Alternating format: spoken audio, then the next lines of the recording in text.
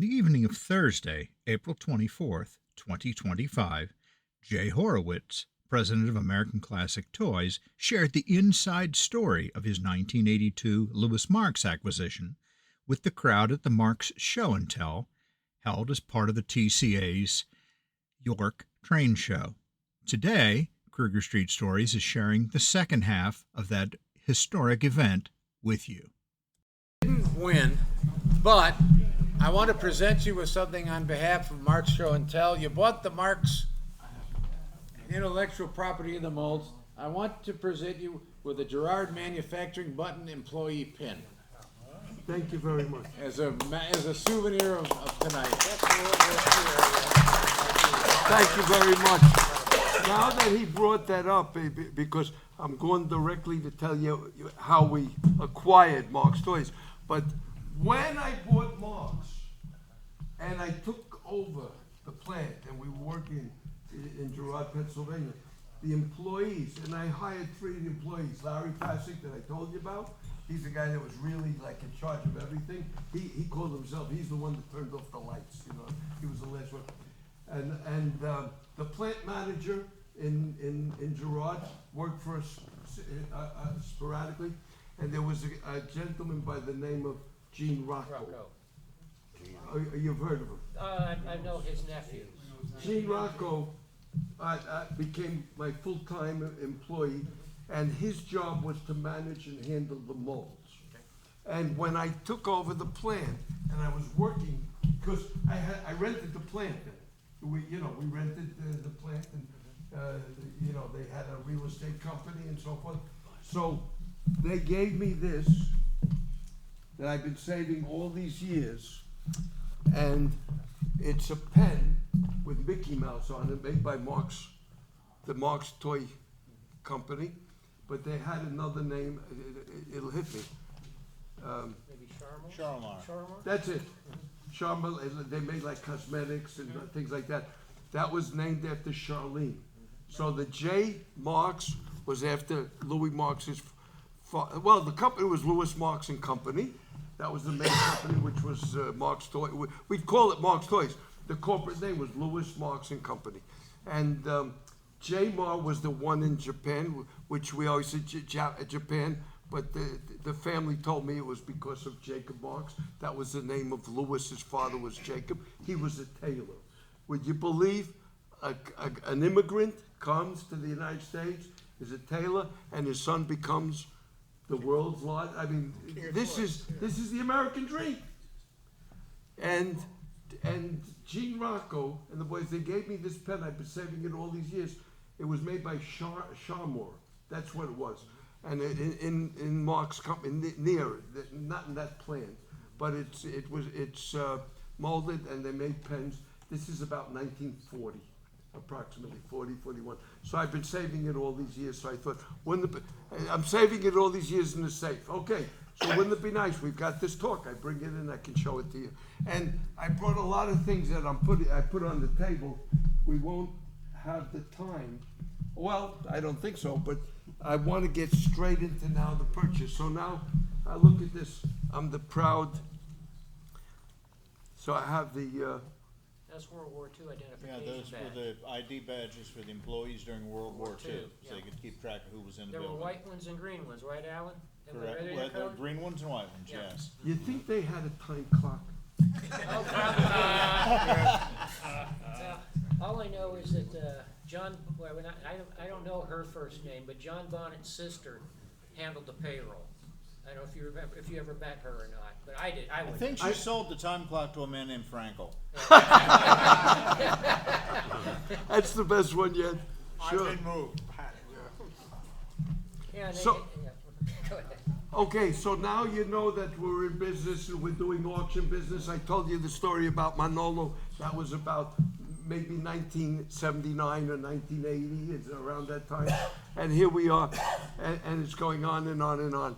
Well, of course, I had some business with Marx, with Larry Pasick, you know, and I was in Stanford, and I was on and on. Well, I get a notice from, I'm gonna put this right here, next to Louis Marx.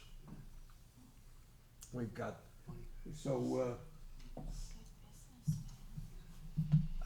we're customers of this Strauss. So Mr. Beecham bought the company in around '76 and couldn't get it fixed. I mean, he knew what to do, but it was a little too far gone and whatever. So '76 they're in business, '77 they're in business, '78 they're in business.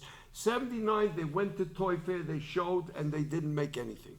'79 they closed and they declared bankruptcy, went into bankruptcy, went through the process in federal court, and then somehow the Chemical Bank of New York was named the financial whatever.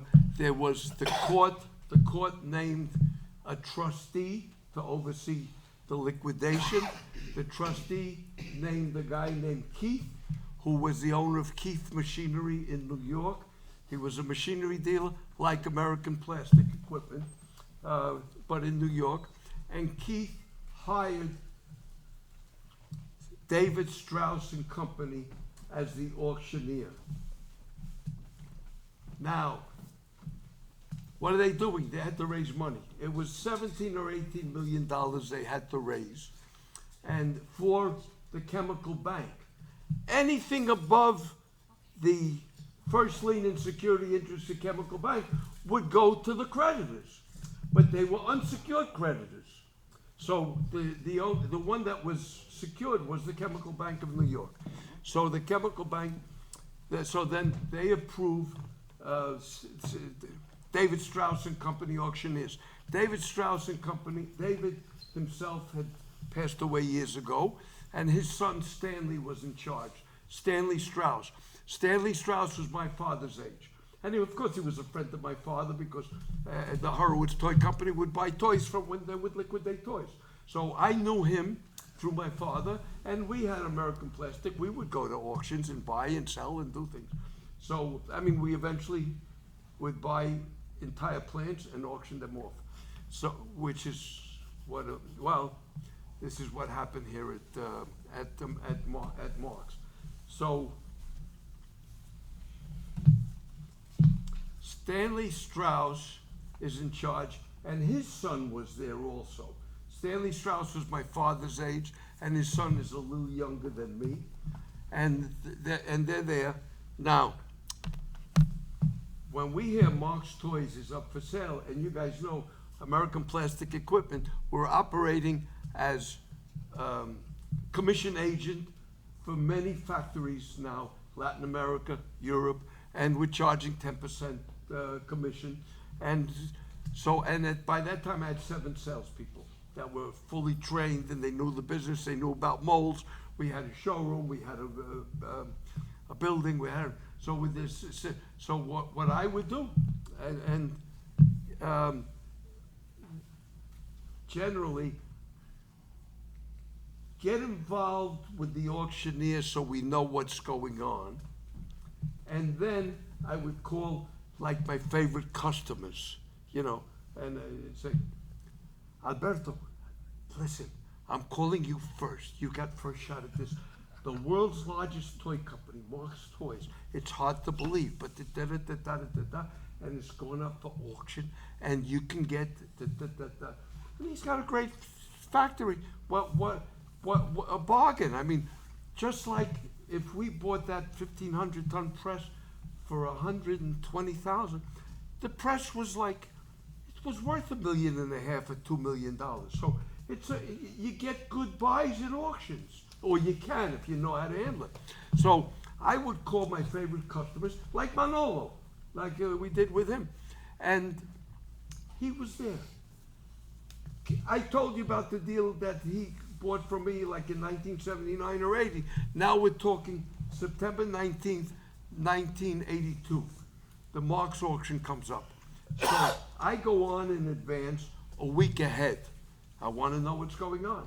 And, you know, I don't, and Stanley knows me, and start to look.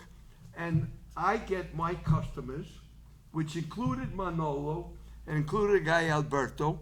These were big buyers. We're talking about guys with huge plastic factories, toy factories, and houseware factories. And it's working. So, and my salespeople, they're calling their favorite customers. So I had 7 salespeople. They each brought in customers. Under, we have an agreement, or we're getting a 10% commission. And they come to inspect it, and I go early, a week early. I want to go the week before. The world's largest. I want to see what's going on. Well, I come in, and I don't know what the deal is, but remember, thanks to Mr. Frankel, thanks to my $20, thanks to the time clock, all that, I know. I walk in, how do you do? I'm Jay Horowitz, here's my card. I register, I get a bidders panel. I still saved the bidders panel. I've got it in my home that I bought Marx Toys with. And it's number 16. I was at number 16. And sure, I was there a week early. You would have a low number. But so I come in, I register. I never let anybody know what we're interested in. And from the Frankel days, I learned, I did so many auctions. If I were looking at things, there's spies. There's spies to report back to the auctioneer, and there's shills to do the bidding. Okay, so I don't let them know. But I always would make a deal. If I'm interested in this, I'd walk right by it. I'm not interested. I'd look on the corner, but I'm not interested. So I'd make a whole to-do. Oh, tell me about this. I have no interest in it. Tell me about it. This is what, anyway. So I'm there a week, and I didn't know the deal. Stanley Strauss is there. We knew each other. We've done business. And Stanley's following me around. And for your information, my interest was buying the molds. You know my business. With the molds, you got everything. You buy the molds, you can make the toys. Doesn't matter the factory. But on the factory, we can make a profit. But on the molds, that's what and I gotta tell you, they did me a big favor, because there were 3 plants. There was the Erie plant, the Girard plant, and there was the West Virginia plant. Glendale. The Glendale, West Virginia plant. What they did was, they moved the molds from Erie and from Glendale to Girard. So my interest was buying the molds. Now I'm thinking, I'm gonna look, and they did a very good job. Gene Rocco's the guy that did it. They moved all the molds into a mold room. Now this mold room was huge. We're talking about thousands and thousands and thousands of square feet. I don't know, the mold room could have been 30,000 square feet. You're talking, so the molds, but they did a good thing. They put all the molds from a product. Let's just take, let's take a playset, Fort Apache. You all know Fort Apache playset. So there's 12 molds involved. I happen to know, for there's 12 molds. So from the 12 molds, you got the horses, you got the Indians, you got the teepees, you got the fort, you got the corner. It makes the tower in the corner. It's the same mold makes the corner. Turns out they had duplicate molds on the tower. But so there's 12. They put the molds for the same item together, and they were inventoried and they were numbered. They did it. Where's Gene Rocco? Gene Rocco supervised or ordered or whatever. So they brought the molds from Erie. They brought the molds from, what's the name of that place? Glendale. From Glendale. Never heard of the place. Yeah. So they brought so that's what my interest is, buying the molds. You're talking about thousands and thousands and thousands and thousands of products making so many thousands of molds. Wait a minute, steel stamps. You're talking another big room with all the steel stamps. They used steel stamps from the 1920s. They had in the 30s and the 40s. They only came out with plastic in the 40s. So, but my interest was the plastic molds. I mean, this was a once-in-a-lifetime opportunity. So I went a week early, and I'm looking and looking. Well, as I'm going around, Stanley Strauss is behind me. He's following me. So he says, Jay, you know, we're all friends. What are you interested in? I can help you. We know how he can help me. He can help me raise the price. Yeah. Thank you, Mr. Frankel. You know, he taught me the business. So Stanley says, so I told Stanley's my father's friend, I was a customer, and Stanley said, Jay, what are you interested in? I can help you. I said, Stanley, you know I have American Plastic Equipment with dealers. Anything that doesn't sell, I'll buy it cheap. Because I've got customers we can sell to at a profit. Anything that's higher, why would I be interested? So he said, specifically, what would you be interested in? I wouldn't say mold. I wouldn't say, you know. I said, you know, I'm a dealer. Anything that's cheap, I'll buy. He kept following me around. He kept sending spies and see what I'm looking at. Well, days go by. I didn't know what the deal was, but I'm going to tell you. You're now going to know the inside story. Because until now, everybody knows Marx went bankrupt. Everybody knows Marx was liquidated. But you don't know the terms. And it was all controlled by the Chemical Bank in New York. Chemical Bank, they don't know anything about toys. They don't know anything about anything. All they know is how to count money. And they knew they needed, and it seemed the number was 17-something million. So 17 million. It could have been 17 and a half, could have been 18, but it was in that, it was 17 million. So the three plants that we named, they formed the real estate corporation. And those three plants, whatever it was, the real estate corporation rented out the different space, including to me, because I rented the plant in Girard. So the corporation, the number I have in mind, it was 11 or 12 billion dollars. The real estate was worth 11 or 12 million. They had money in the bank. Because Marx had money in the bank. That money was theirs. That was cash. They had receivables, accounts receivables. They collected the accounts receivables. That went into their accounting.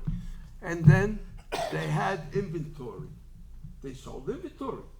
So they're getting it back, and then they had the three plants that we're talking about. So they put a price on each one. It was, as I remember it, it was $2 million for Glendale, for Girard. It was $1.5 million for Glendale. It was $1.25 million for Erie. And the other one that had the $2 billion, probably because they moved the molds there. Maybe that's why it was more. Of course, I wasn't privileged to be involved there, and nobody knew what I'm telling you now, but that was it. And they had first lien and security interest, and they had to raise that amount of money, and that's the amount that the accountants at the chemical bank put on each plant.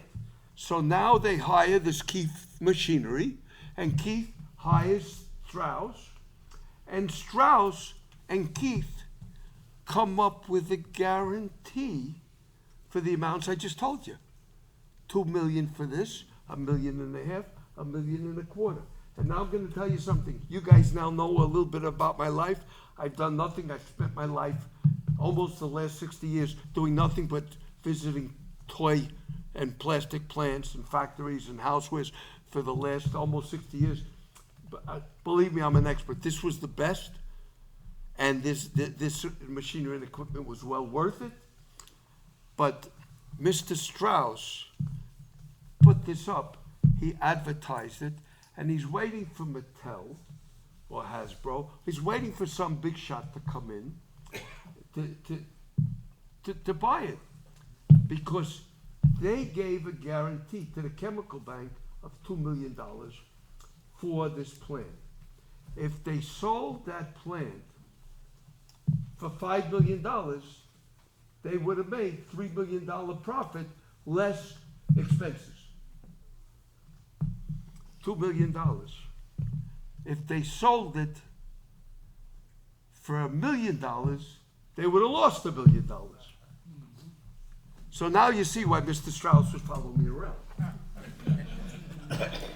He had $2 million on the line that he needed to protect. It was no longer Marx Toys, it was no longer this, it was no longer that. It's the liquidation. And the plant was worth it. But not if customers don't show up. Well, I was there, I went a week early. Good thing I did. I got familiar with it. I signed in, I got my bidding paddle. And I'm looking and looking. And remember, I had 7 salespeople, and they each had customers, and I had my customers, which included Manolo. And by then, I mean, Manolo bought a lot of things from me by auction that way. You know the first one. You know that story. And I never got another tip of $20,000. But it really happened that day. Anyway, so I got customers. I got Manolo and Alberto, who were the 2 largest in Colombia. And, well, now you see how did I get them? Because I was, I had my toy company in Colombia. So they all knew me and respected me. I was the president of the Toy Association there. And all I did was, when I made the Toy Association, I copied what was the American Toy Association, because I was a member there from before. So I knew what to do. Okay, so now we're coming in every day, and I'm looking, and Strauss is there. What are we going to do? What are we going to do? What are we going to do? What are we going to do? Strauss is waiting for a heavy hitter to come in and buy. He doesn't see it. Doesn't see it. Local people were coming in. The offices were up for sale, They had the shop equipment was up. There's a lot of local people. They'll come and buy a lathe. They'll buy a stamping. I mean, people are coming, but not many, and more local. And he didn't see any of the big toy companies. So he's following me around, and he finally says, "Jay, sit down." Okay? He says, and after, "Jay, what can I help you with?" All this, I nothing. So he said, "Jay, you're a dealer. Here's the deal. Keith and I, we put a guarantee of $2 million. We've spent at least $100,000 in advertising. And we spent another $50,000 in preparing, because they had to pay the payroll to put those molds, and and they did a good job. And they did the printing. And he said, "We got to pay the bank $2 million. We've paid advertising. We've got expenses. And we're entitled to some profit, at least $100,000 minimum. I don't see the customers coming in. You're a dealer. Here's the deal. I'll sell the whole place to you for $2.25 million. Before the sale. We're talking the day or 2 days before. I'll sell you the plant, the entire place, for $2.25 million.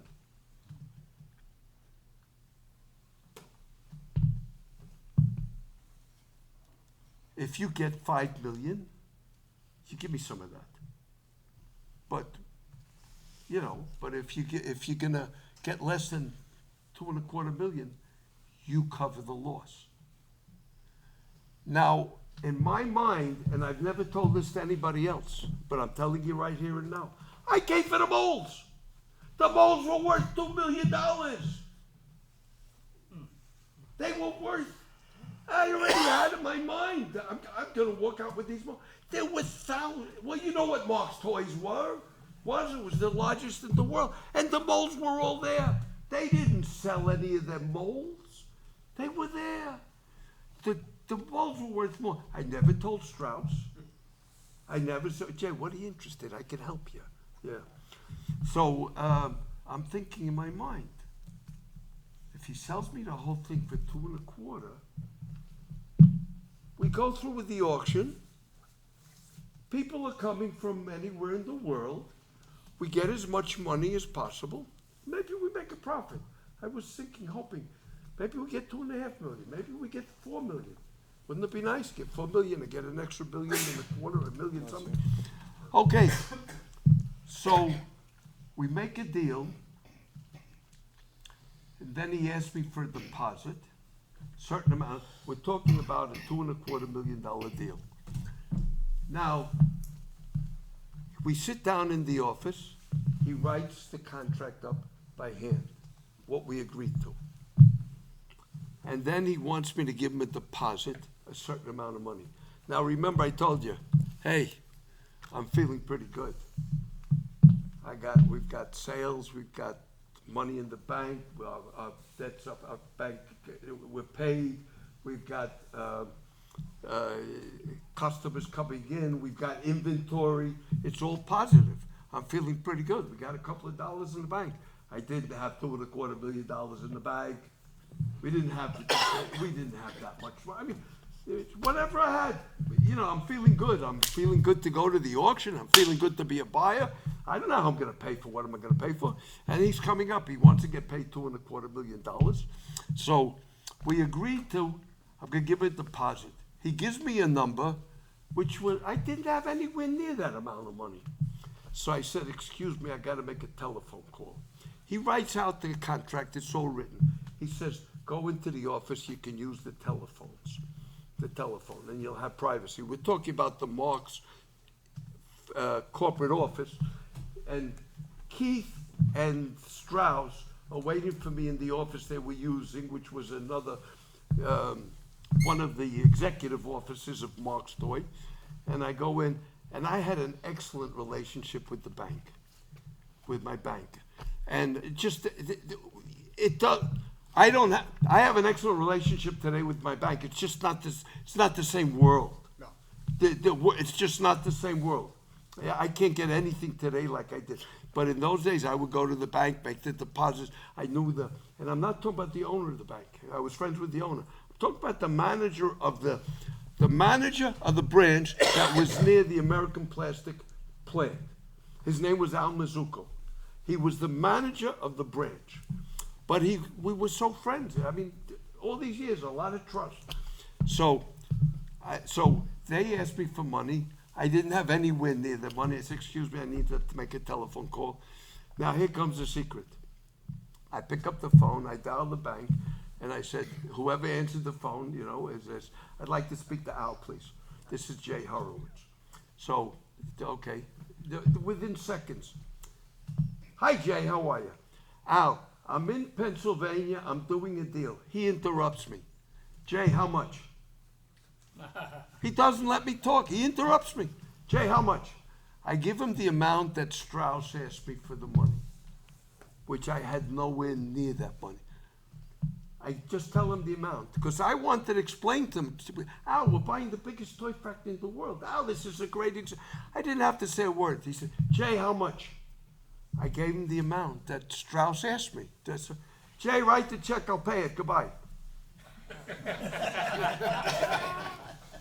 The old banking days. Old banking days. That's the way it was then. I don't have that today. Well, now I get off the chair in the box, and now I walk in with Mr. Strauss because he had asked me a deposit. I didn't have that kind of money. Now I walk in. I said, okay, let's see the contract. We read it. We agreed. Let's sign the contract. Okay. And I had the company check with me. I wrote the check for the amount he wanted. I gave him the check. And this was now the early afternoon before the auction.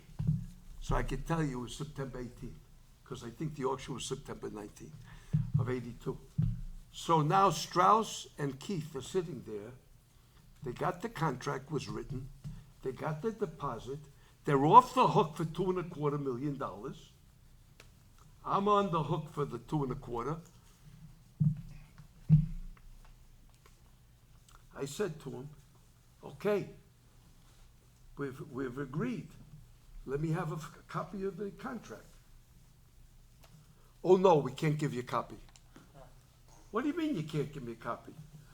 Well, we only wrote one by hand, and we're not permitted to use the computers or the photocopy machines in the office because they're on lease by Marx Toys from the leasing company. We get, you get the idea how auctioneers are? I mean, they're gonna do what's in their best interest, and they control everything. And it is a certain, you know, people have collective personalities, and doctors talk to doctors, they know how to talk to doctor. You put a doctor and a lawyer in the phone, they don't know what the hell they're talking about. You know, lawyers talk to lawyers. Each one has a collective personality. Well, auctioneers have a personality. Strauss says, oh, well, sorry, we can't give you the copy. I said, what do you talk about? I just came and made a phone call. There's maybe 20 of these, you know, big IBM machines, or Xerox machines. These big Xerox machines. Oh, no, we're not permitted to use them. They're leased. They don't belong to Marx. They're under lease. It was probably true, that, because I don't remember that we sold the machines. Yeah, and, you know, by then you know. So he said, Jay, so I said, hey, no copy for me, no deal. That's all. I need a, well, and then Keith says to me, Jay, I'll go downtown and there's a drugstore with a photocopy machine, 10 cents a copy, and I'll make a copy for you. Well, I'm waiting and waiting and waiting and waiting and waiting and waiting and waiting and waiting. He doesn't bring me the copy. The day goes by, the afternoon goes by, gets to a point, I say, what can I do? I mean, what can I do really? Well, I went to the hotel. By then, my employees had arrived. The customers came. You know, we're working. I own it or I don't. And here it is. I go to bed. We go to sleep. The next morning, we come in, 7 salespeople with their customers, more than 7 customers. I mean, we're the ones that made the auction whatever success it was because we brought the customers. And Strauss was waiting for Mattel or somebody big to walk in to really bid up. He was disrespecting. What do you think? It was raining. You know what? Some people don't go out in the rain. The bad weather. So it was pouring, raining. We're there with our 7 salespeople. I'm there with my customers, Manolo, and we put in the money. And Well, the auction's supposed to start. I don't remember if it was 9 a.m. or 10 a.m. I think it was 10 a.m. So we're supposed to be there at 9, something like that. Or we're supposed to start 9. Anyway, I go in early, and we're there. And Mr. Strauss is on the platform. They have a podium, they call it a podium. And he's on there with the microphone, and he's reading the rules. If you read, and I did bring a copy of the auction with me. It's here somewhere. I brought the auction, I saved it. So Mr. Strauss is on the podium. He had employees, his son was there, and they're pushing him on the podium on wheels, and they stop in a certain location. He says, ladies and gentlemen, I'm going to read the rules to the auction. And he's reading and reading and reading. He's reading the rules. I think what he was doing was wasting time to start the auction to wait and see if real buyers were coming in. He knows what he's doing.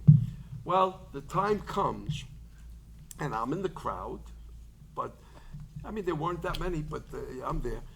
And then, ladies and gentlemen, let the auction begin. Let's meet at lot number 1. They roll Mr. Strauss onto lot number 1. He stops them, takes the microphone.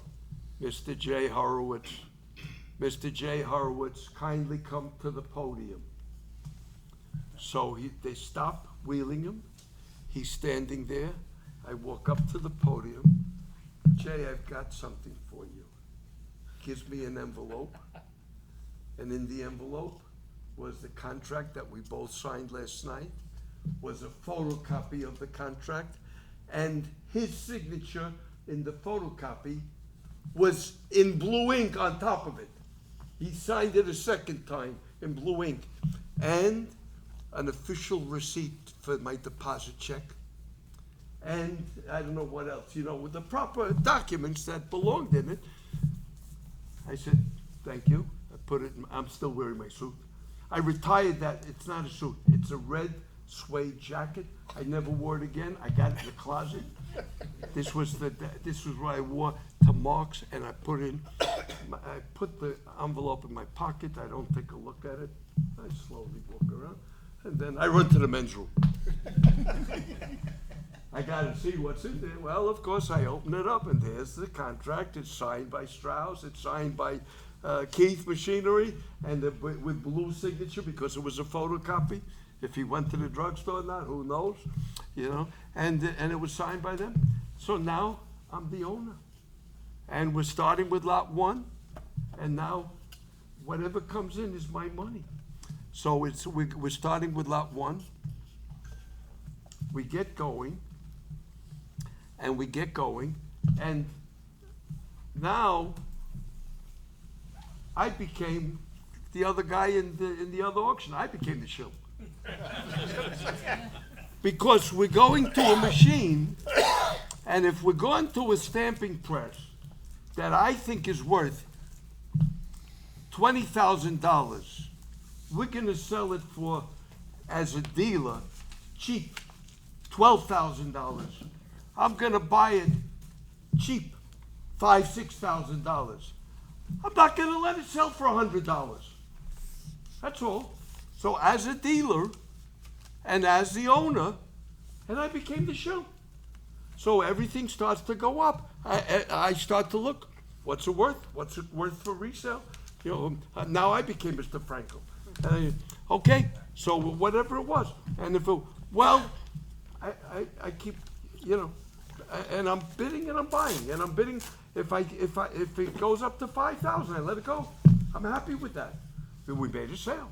But if it didn't get to a level that I thought was, like 50% of what I would have paid under normal terms. If it didn't get at least there, I would keep bidding. If it did, let it go. Okay, so they're bidding and I'm bidding and they're bidding. People start coming over to me because I'm getting a lot of bids.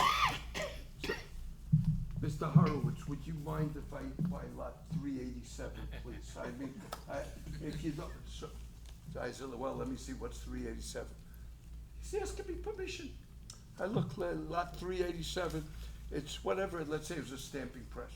And I'm thinking, it's worth $10,000, $12,000. So I said, hey, how much you interested in paying? So he said, I don't know, maybe he said 2,000. So I said, at that price, I'm gonna buy it. I said, can you go 5? So he said, how's 4,500? I said, I won't bid, it's yours. Now, I'm Mr. Frankel. I mean, he didn't give me anything, but, I gave him permission to buy it. He paid so guys would come and ask me permission to bid on it. Maybe they thought I was the shill, I don't know. Whatever it was working, but we didn't know how much money was coming and going and all that. Then a fancy guy comes in, a gentleman, and I say that sincerely. He was, now, I'm in my 30s. The gentleman comes in, he's in his 60s. He's got a good, nice coat. He did have suit and tie. He had 4 executive employees with him, and he comes in. I don't know who he is. So we get to the molds.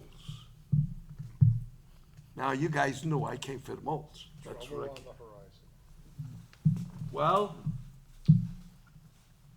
Mr. Strauss says, ladies and gentlemen, now we get to the molds. We're going to sell it 2 ways.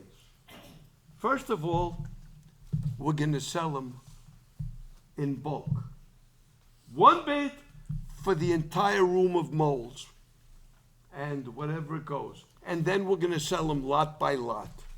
And then we're going to add up the lot by lot and compare it to the bulk bid.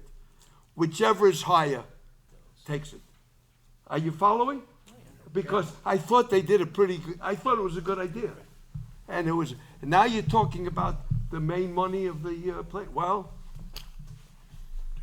we start bidding.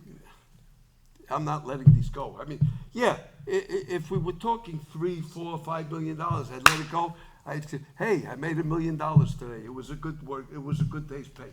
You know, I'd let it go, sure. But it's, I mean, they're starting, you know, we're talking in the hundreds of thousands, and it's going and it's going. There's a couple of bidders, and I'm a bidder, and I keep it going. And then this fancy gentleman with his executives, he's bidding real numbers. You know, he's bidding in the hundreds of thousands. He and I become the last bidders. And we keep bidding, and I get the bid. He gets angry with his fancy coat and with everything. He gets angry, he walks out the door. And he starts to walk out with the, you know, they had a vehicle and he's got these 4 guys with him.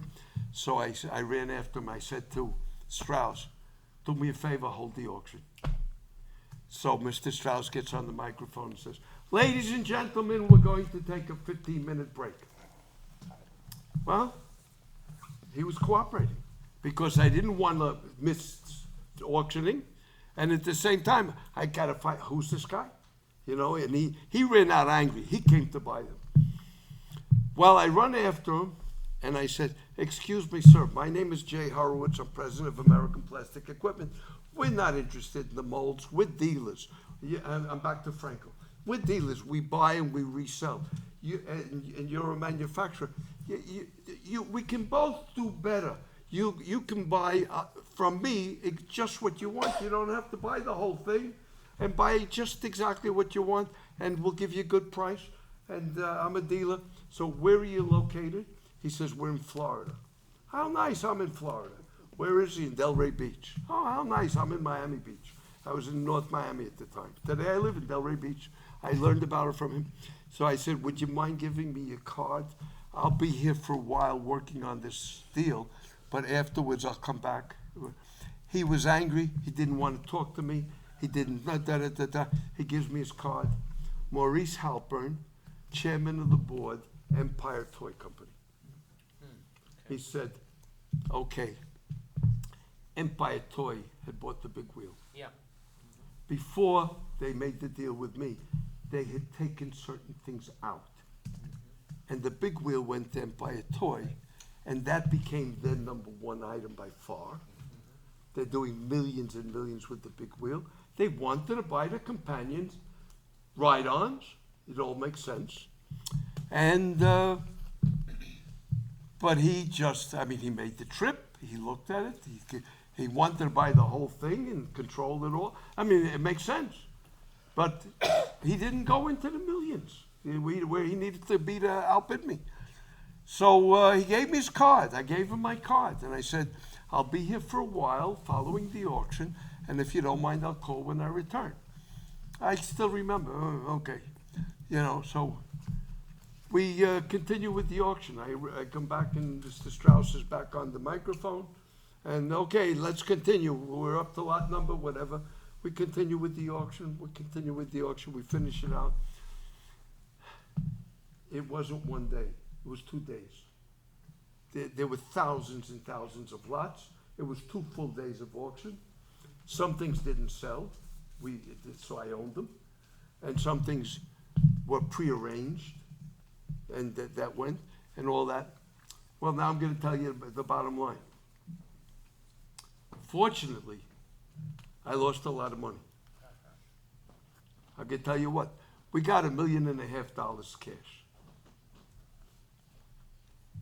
That means I had to pay $2.25 million while I'm getting $1.5 million in.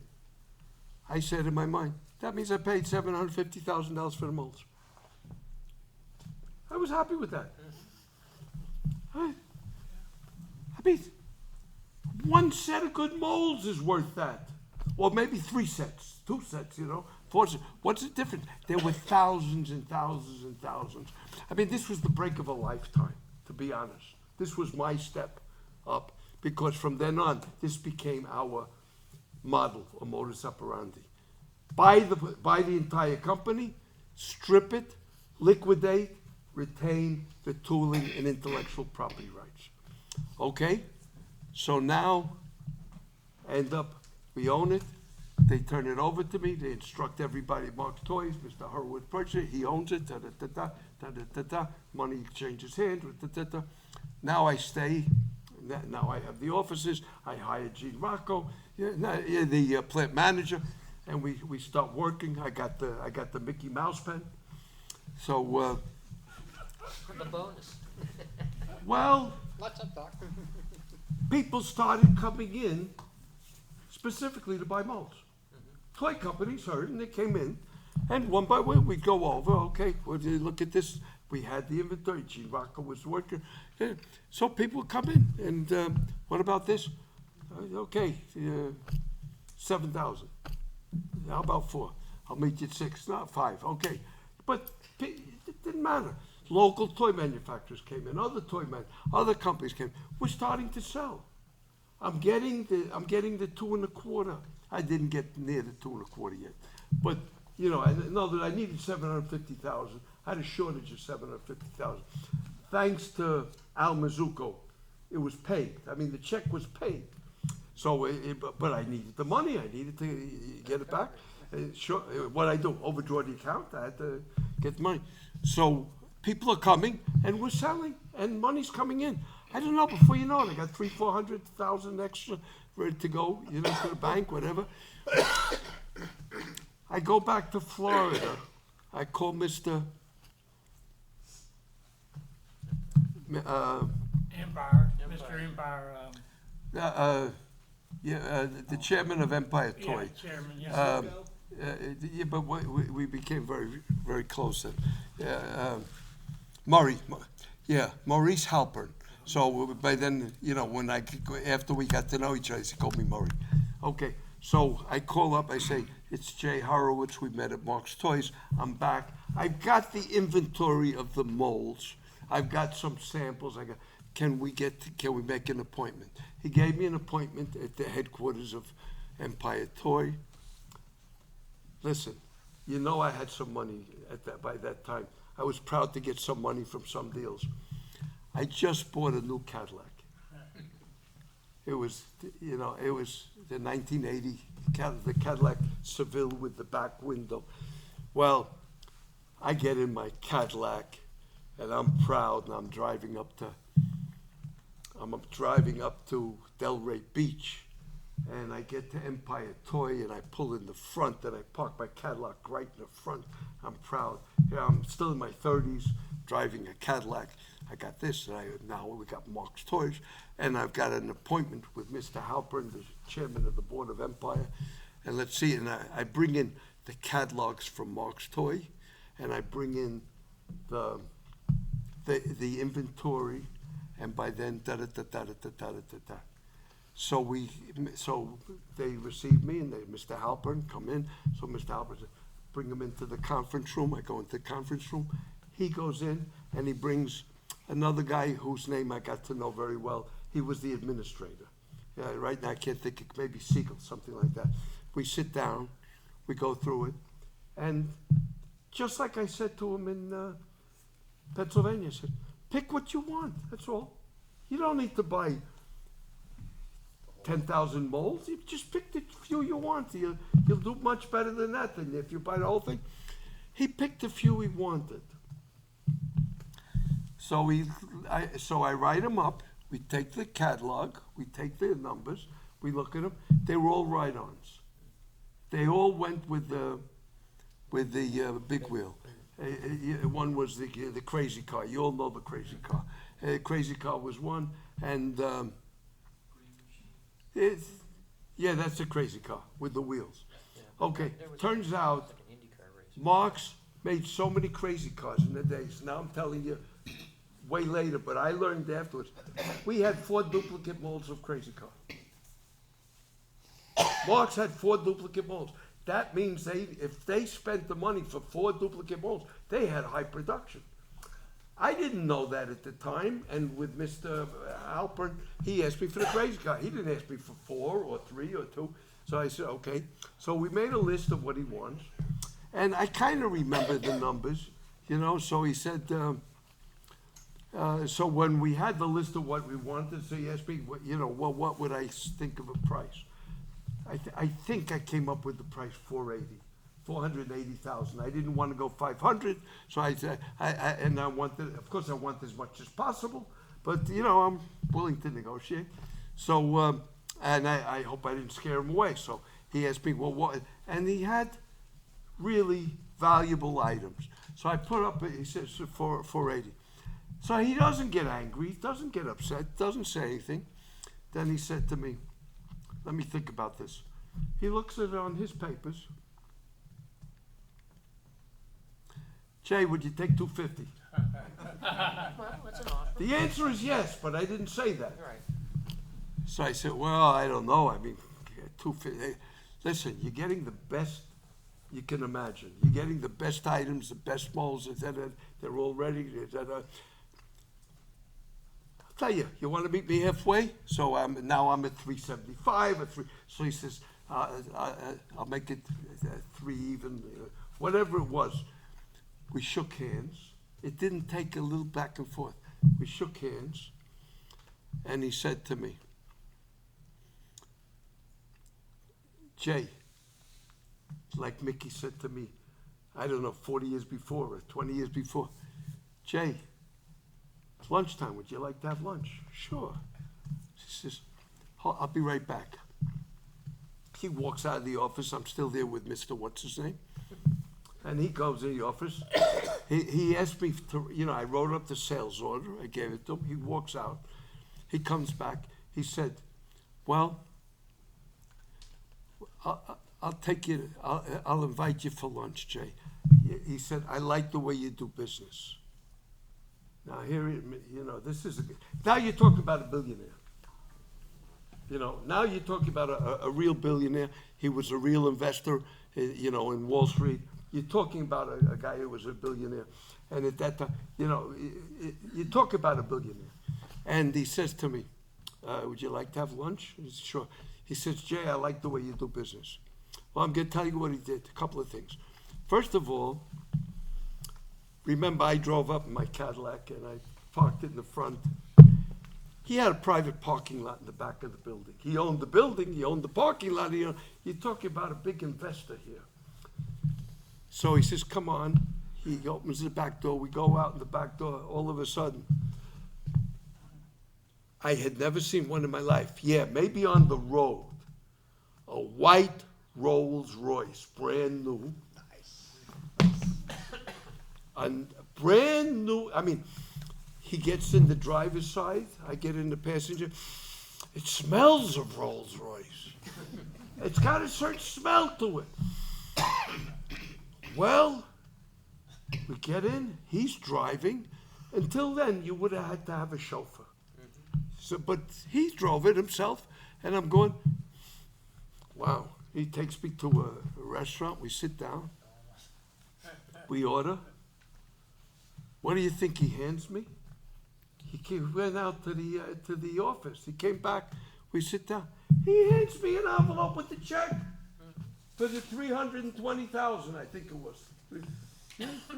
He hands me a check. I mean, the check paid in full and the whole thing. How nice.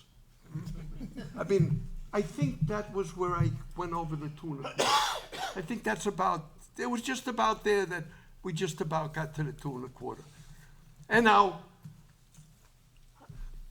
well, I leave, we finish, I get my Cadillac. Yeah. I'll go back in the Cadillac. Back to the new car dealer with the check. I gotta tell you, I couldn't get that Rolls Royce off my mind. We made a couple of deals, and I very soon, I was the proud owner of the same white Rolls Royce, but mine wasn't, you know, his was 1982, this was 1982, mine was in 1981, and I got a pretty good discount for the, you know, the first year. I even remember what I paid and all that. I could tell you to the penny, you know. So, but now, I got my white Rolls Royce. And Murray, my friend, we're talking. And we get together.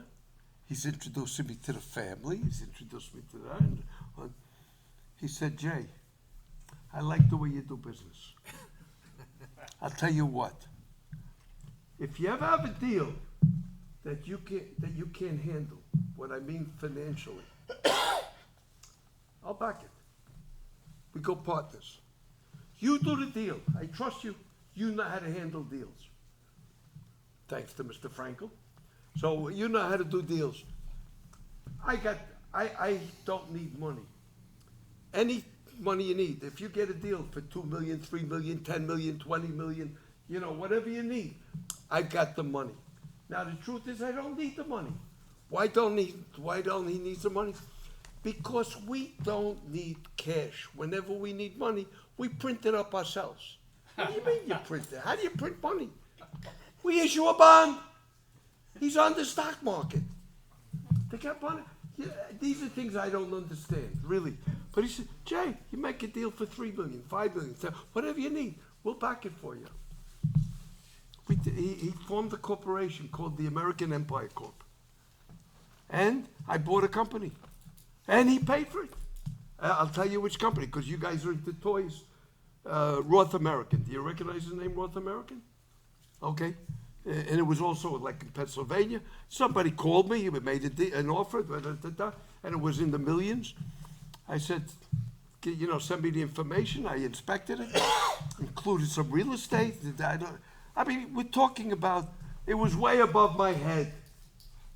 All of a sudden, I had American Empire. Well, he said, whatever you need, it doesn't matter, they got the money. I mean, they printed, he did a short bond, he had the money. So that's how we got started. And let's see.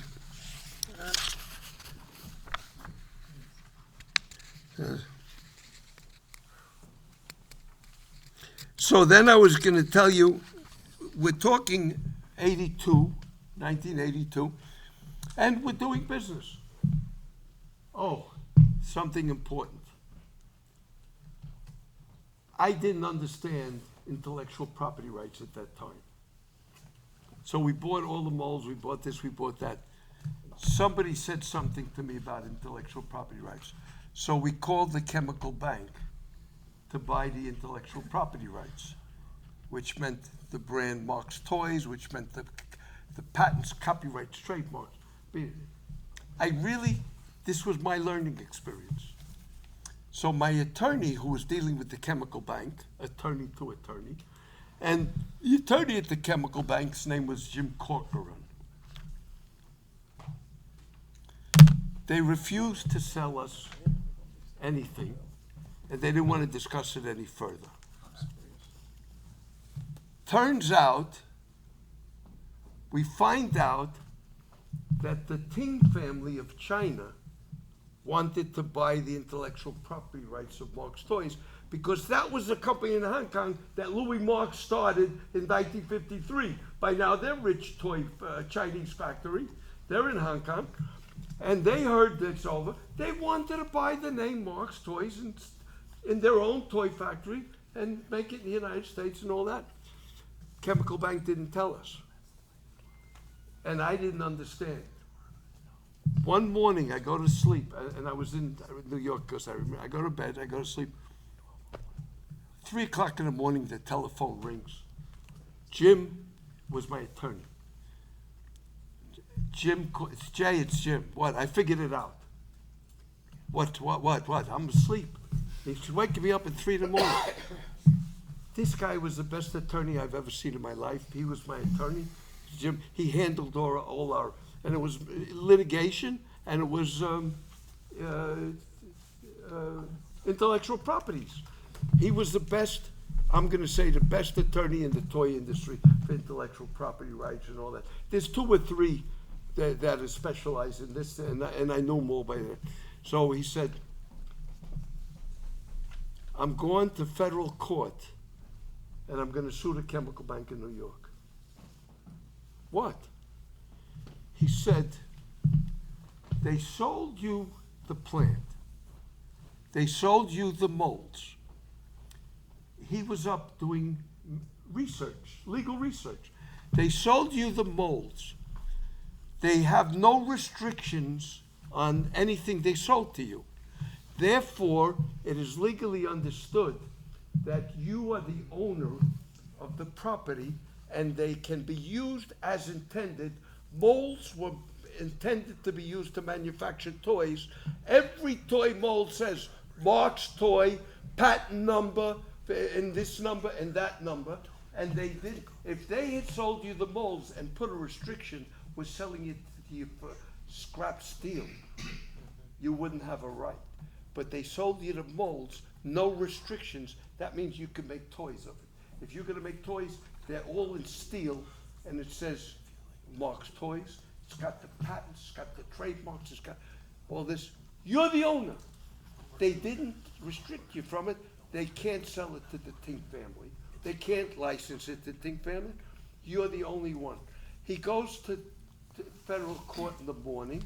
He sees, if I think I'll remember the judge, he places in an injunction where we sue the Chemical Bank of New York for them to comply with the agreement, and which includes the right to, they sold us the molds, we have the right to use them as intended to manufacture toys, including this, that, the other. Guess what? The judge rules in our favor.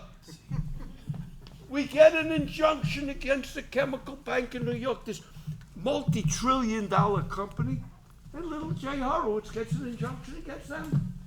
So they can't stop us from using the molds. And the Tink family, now we're talking December, they're all ready to go to New York Toy Fair to sell toys for 1983, and they want to sell Marx Toys. They've prepared for this. I didn't know. They never told me. But now, so we stopped them with a court order. Now, Mr. Corcoran, the attorney, he was willing to talk to us now. He wouldn't talk to us before. Now he was willing to talk to us. Well, they were on the line because they were making a deal with the Chinese. They had to make the deal, so what they did was they came up, and I want to tell you something. I brought the contracts with me. If anybody is interested in seeing these things, I brought the contract with the Chemical Bank. I brought the contract under which I purchased the rights. I brought, they're here, and I've got them. And if anybody wants to see them, I'm going to be in Al's booth. Yeah, the Al's Orange booth. Hall, Orange Hall, row row H, table 6, I believe, Al. Okay, so I'm going to be in Al's booth from 11 a.m. to 2 p.m., and then I got to fly out. So we'll pack this up, I'll take it home. But I brought the contracts under which we purchased the rights from the Chemical Bank, under which we purchased, and this intermediary agreement. Now the Chemical Bank is stuck. They got a contract with the Chinese. The Chinese, that we've got a court order. They can't go to Toy Show. Da, da, da, da. So now Mr. Corcoran is speaking with James Jacobs, my attorney. They come up with a three-way deal. American Plastic can use the molds and use the name as long as we don't advertise it. The Chinese can use the name and advertise it. And the Chinese can license or lease molds from us. So now we're going to get a customer, and the Chinese get Marx Toys to go to Toy Show, and the Chemical Bank gets their deals. This is an intermediary agreement. It was a short, but it got them off. We're talking December of '82. It got them into Toy Show, and they got going. And that we got a customer, we got some money. Everybody was happy temporarily. Can you imagine? I sued the Chemical Bank and I won. Well, this guy, James Corcoran, he never wanted to talk to me again. He's angry. 6, 7 years later, now it's just when I'm coming, or 8 years later, this is when I was invited to come to this place, to this train expo that we're here today. I think I came in '89. I was invited by Mr. Fox. And that's when a lot of things came from this. Well, one day Jim calls me. We're talking, I think, 88. 87 or 88, but I've got the copies here. So he calls me, he says, Jay, Jim Corcoran's no longer with the chemical bank. Huh? What are you talking about? Jim Corcoran's no longer with the chemical bank. What's that? The attorney that we sued, he always held it against you. He never, because we never owned the rights. We only had that temporary agreement. But we could use it, but we couldn't advertise. But we didn't own it. And Jim Jacobs, my attorney, he spotted it. He said, Corcoran is no longer at the chemical bank. So what do you suggest? He said, now you can buy all the Marx rights. I already had the factory, I mean the molds and the product, but all the Marx rights. So I said, okay, you're the attorney, you understand what you're talking about. Would you call and find out and handle it for me? He's in Manhattan on I don't know, 48th Street. The chemical bank is on 55th Street. They're like across the street. Jay, you want me to handle it? I'll do it. It's going to cost you legal fees. I mean, it's going to cost. Jay, you can speak to him yourself. Do it yourself. You'll save the legal fees, and whatever you do is going to be a lot cheaper if you do it than if I do it. Because they're going to hear a corporation's attorney is contacting, and all of a sudden the price. Well, he said, you contact them and find out, see what you can do. So I'm in Florida. I call and I ask for Mr. Corcoran. He's no longer. Who replaces him? Fred Rigucci. No, Mr. Rigucci. And da-da-da-da. So I say, this is Jay Horowitz. We've had business. May I speak with Mr. We get on the phone. He gets on. We start talking. I tell him who, what, where. He has no idea of the lawsuit that we sued the chemical bank in New York 4 or 5 or 6 years ago. He's in charge. Now, chemical bank had about 60 attorneys in-house in their corporate office. This was the guy, the top guy, because we got friends. Well, we start talking on the phone all the time, every day. We're talking, not making a deal. I want to buy the Marx rights. I mean, everything, the whole thing. So we're talking and talking and talking. So I said, Fred, let me come and visit you in the office and let's get this taken care of.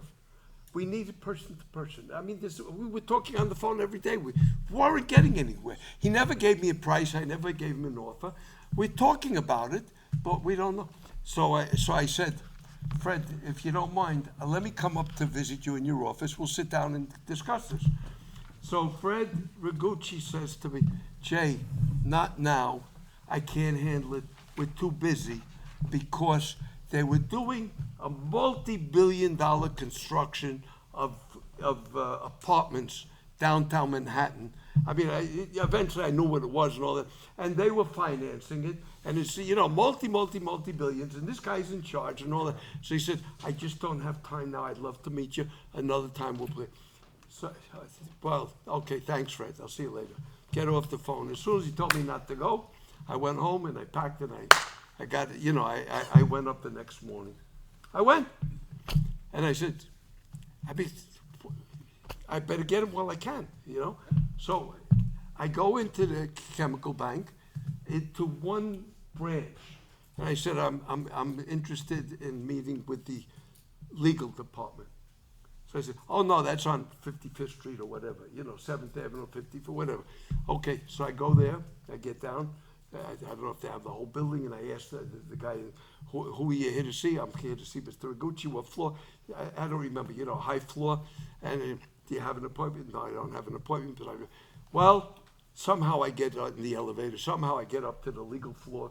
Somehow I get out, and I go to the secretary, and I say, how do you do?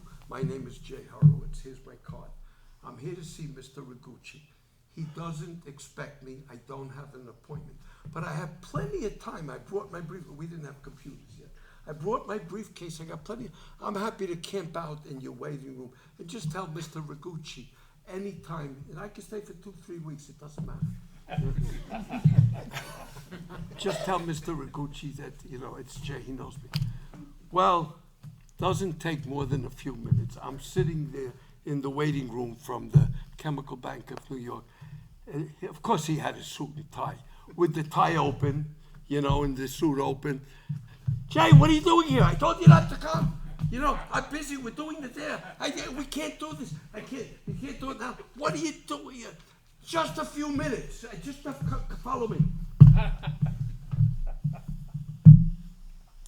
I got it. I can only tell you this in person. I've never told this to anybody. Follow me. We go into the office. He sits down at his desk. I sit down. Okay, Jay, what is it that you're interested in? The Marx Toy rights? Okay. After we spoke, I looked it up. We do have it. We do have the rights. We don't need it. We don't need it for anybody. We did have a deal that's long gone. We sold the division that owned it. It was the factoring division. I could tell you the name right now. Talcott Finance. It was under Talcott Finance. We sold Talcott Finance. We valued the Marx brand at 0 when we sold it to them. So we removed it from their folder, and we have it in the Chemical Bank, and we have no need for it. So what do you want to pay?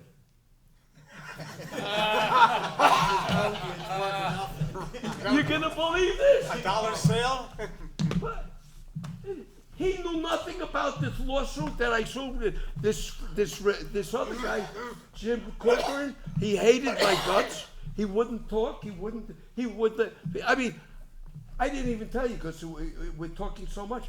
There was a moment when I offered the Chemical Bank $1 million cash for the rights, you know, and he didn't want to talk to me. He hated me. The fact that we got the court order, well, and now he's looking. What do you want to pay? We never discussed the price, and I didn't even have a price. Well, I gave him the lowest price that I thought was respectable to answer. He didn't lift his head from the desk. He's taking notes. He says, Jay, for that amount of money, I can't work on this contract. You're going to have to tell Jim Jacobs, your attorney, to write it up for our review and approval. He didn't negotiate. I couldn't make this up. This is what happened. How much? Well, I've never disclosed it. Oh, okay. So I gave him what I thought was the least that I thought was respectable to offer him. Yeah. And he didn't even look up. But look at from his point of view. He knew nothing about the trouble. He knew nothing about Marx Toys. It was in their file. They owned it. They had nobody to use it for. And the stranger comes in, and I'm offering him cash. Whatever it was, for them it was a profit, I guess. Because it was 0 on the books. I don't understand it. I don't know. I'm telling you the conversation went like that. He said, what do you want to pay? I didn't have a number. Well, I thought real quick, and I gave him a number that I thought was respectable, you know, and it wasn't $1 million, you know, that I thought was respectable.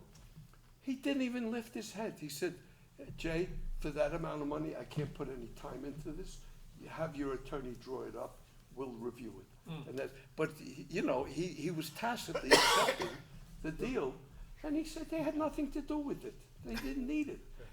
The Chinese thing was over years and years ago. They didn't know anything about Corcoran. So I said, thank you. And I took my notes. He had notes. I had notes. I got down and I ran like across the street to Jim Jacobs' office, you know? And I just reported to the attorney, my attorney, Jim, you were right. Yeah, I should do it. I just came from the Chemical Bank.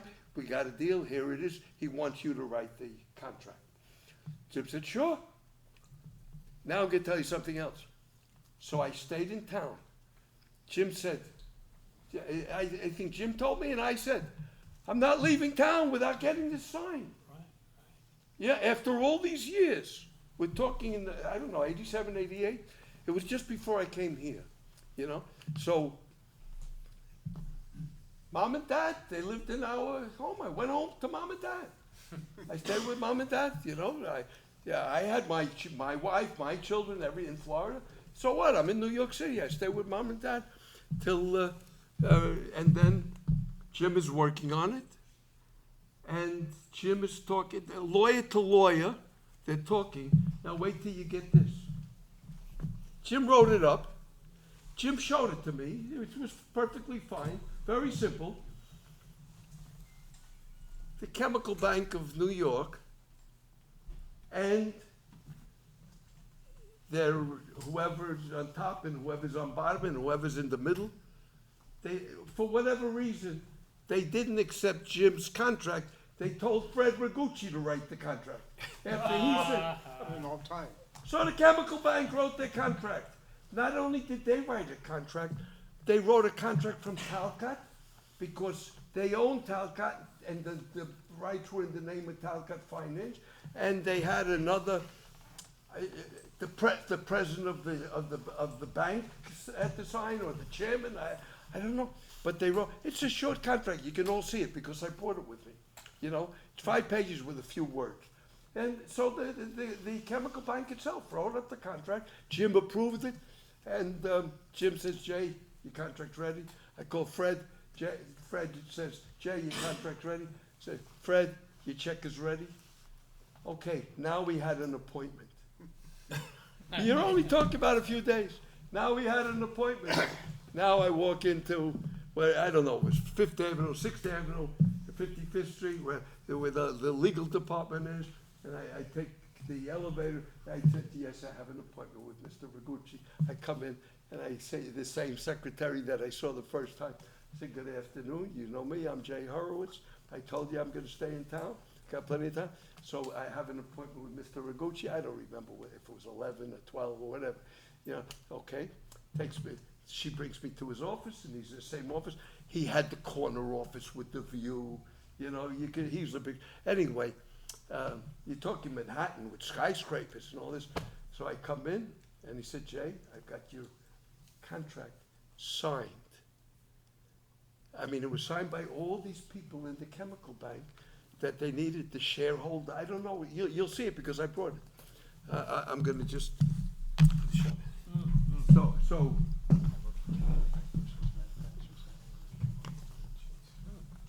okay, ladies and gentlemen, this is the contract.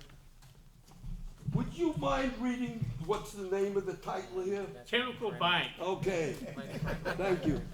So here you've got the sale of the patents, copyrights, trademarks, Lewis Marx and Company, a letter from the attorney, and the bill of sale signed by the Chemical Bank, Vice President, and then the Chemical Bank signed by, I don't know, I think this could be the chairman of the board or something, you know. And then you've got signed by Damerich Factors, not Talcott, by the Factor Company. Does that say chairman? It does.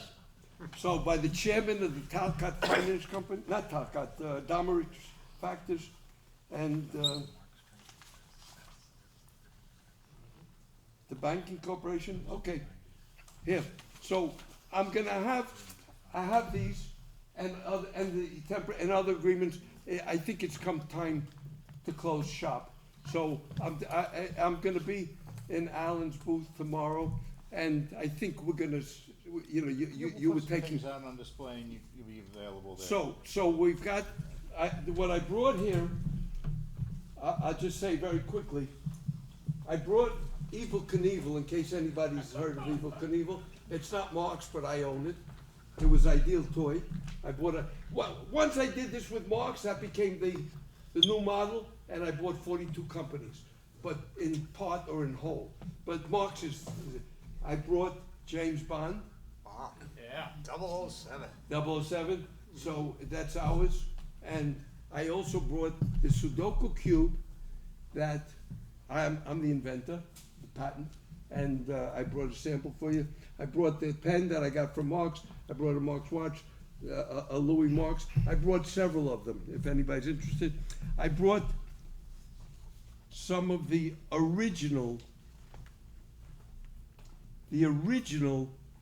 glossies from the Marx Toy Factory. These are from the 1950s, 60s, whatever, but these are the originals. I brought them. I brought some, you know, Trey Blueprint. My own book. This happened from the last time I came to this train meet. I met Bruce Greenberg, who was a publisher, and he hired me to write books, a series of books on Marx Toy. We did the first one, and then Bruce sold the company. Call back, yeah. So I did bring several of these if anybody's interested. You know, we'll have them at Allan's booth. And I did bring a copy of my autobiography that I think is very interesting, and I don't think anybody here can read it. Is that in Spanish? I wrote it in Spanish. Okay. I wrote it in Spanish because the adventures, and they're very interesting, they took place in Spanish. I'm thinking Spanish, but I will rewrite it in English. And then but there's a chapter, of course, everything I told you about Marx, it's all in there. And there's a chapter on Marx, there's a chapter on Ideal Toy, there's a chapter on, but there's a chapter on kidnapping, and there's a chapter on the inside story. And here's another book that I wrote called One, The Evolution of Civilization. And this I wrote in English. And this is scientific method talking about our civilization. This is my theory. If anybody's interested, I do have 1 or 2 available to sell. Or more, because it's in print. You can buy it on Amazon? That's it. Yeah. I brought these if anybody's interested. This is the first, so after all this is said and done and I own the rights, I came here and then we reissued Marx Toys. We went into business, Marx Toys, Marx Toy Corp. So the first place that we made was the Gold Rush. And that was Gary Linden worked with us on it. So I only have one. I had this one that I saved. This is the original sample, and I did bring it. If anybody's interested, it's available. And I brought one for the patch sheet that we made. And that's available. And some of the catalogs and other paperwork. And gentlemen, ladies and gentlemen, thank you for your attention. It's been a pleasure to One come. question for you. Oh, any questions? Okay, we're trained people here. Maury Klein somehow acquired the Marx Toy train stuff. How are you involved with that? Okay, I'm gonna tell you. Not at all. Okay. So here's, Okay, well, hey. no, but I got to answer. We talked about question and answers. This is important. When I made the first deal with the chemical bank, they excluded, and I've got a letter from them, the following items are not included. The big wheel that they did with Empire right. was excluded. And the trains they had sold to Maury Klein. That was excluded before everything that I just told you. And I'm going to say there's another 8 or 10 things. The typewriters. Do you remember Marx made typewriters? They excluded the typewriters because they sold the tooling of the typewriters to a toy company in Japan. Oh, you knew that? Well, they did a lot of manufacturing over there. Okay, so they sold it to the Japanese company. So the typewriters were out. There were certain exclusions. So that now I got an announcement to make for your interest, because I think this is, from all the molds we have and that we've saved, I never even realized it. We have one set of Marx train molds. And I got a photo of it here. I took a picture of it, and I'll show you what it is. I'll tell you what it is. It makes the Marx train caboose. And the mold of the body makes 2 cabooses. It's 2 in the, one shot makes 2. It's 2 cavities. They were sent to Mexico. And the other mold in the set makes all the accessories, which include the wheels. There's maybe 10, 12 wheel sets in there. And then there's also whatever else goes in the train. So there's 2 molds. We have the molds. I've never used them. We're not in the train business. So I'll mention that to you. And somewhere I did bring, I brought photos of the train molds. So One more simple question. any questions? Did Toyco manufacture any toys? Who get this Toyco? My company. Right, your father's company. Did they Oh, manufacture anything? Horowitz did not manufacture. Horowitz, my grandfather started as a wholesale distributor in New York. My father, when he grew it in let's say 1955 on, my father joined in 45. My grandfather passed away in '49. Anyway, there was family and things. In 1955, my father moved it from Manhattan to Long Island City, and then in 1960, he moved it to a big building in Brooklyn. And he ran it until the same time. In the 80s, they closed. But we could never find a toy that was No. marketed as toy co. It was a toy wholesaler. And the retail stores were retail stores. So we didn't own any of our own products. You sold Strauss and whatever. Oh, Horowitz sold everybody. I'd say everybody in the toy industry was in in those days, wholesale distribution was very important. Today it doesn't exist because we didn't have Walmart and we didn't have Toys R Us. We would sell the corner candy store. We would sell to the toy store. Every neighborhood had a candy store. Every neighborhood had a toy store. Allied Toys was probably one of your competitors. I recognize it, yeah. There were 50 toy wholesalers in the New York greater area. Horowitz was number 3. Number 1 was Greenman Brothers. Number 2 was Shepper. Shepper's still in business. Number 3 was Horowitz. And I can tell you the numbers. Greenman did about $20 million in volume. We're talking in the 50s, 60s. Shepard did about 7 or 8, and Horowitz was in the $5-6 million category. And it went on down from there. There were maybe 50 wholesale in New York, greater New York. And so no Horowitz toy products, but Toyco was, of course, the factory that I had in Columbia, and we did. And, of course, Marx Toys. And today I manufacture under American Classic Toy. Because I bought so many companies, I finally said, let's put it under one umbrella. Can we have a hand of thanks for Jay coming today? I know there's probably more questions and such, but Jay's made himself available tomorrow in the Orange Hall. And if you want to come up and take a quick look, I know it's past some of our bedtimes and the curfew is on. But thank you all for staying on a little later. I hope you all enjoyed Jay's talk. And remember, October, we'll be going back to our traditional format. Trains from the 50s and military are the suggested themes. Thank you. Meeting adjourned. The company and my email address and the telephone. Well, that concludes Jay Horowitz's historic April 24th, 2025 talk in York, Pennsylvania. Don't forget to like, subscribe, and hit the notifications bell to keep up on all the new videos here at Kruger Street Stories. We'll see you next time. Well, that's it for today's episode of Kruger Street Stories. We hope you enjoyed it. Don't forget to like, press our circular logo on this page to subscribe, and click on the thumbnail to watch this next episode we know you'll also enjoy.